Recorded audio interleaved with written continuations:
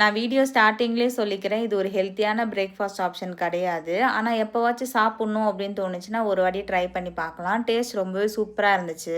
நான் இன்னைக்கு பிரேக்ஃபாஸ்ட்டுக்கு ஒயிட் சாஸ் பாஸ்தா தான் வந்து செஞ்சுருந்தேன். அதுக்கு ஃபஸ்ட்டு பாஸ்தாவை தண்ணியில் கொஞ்சமாக உப்பு எண்ணெய் போட்டு ஒரு 5 நிமிஷம் நல்லா வேக வச்சுக்கணும்.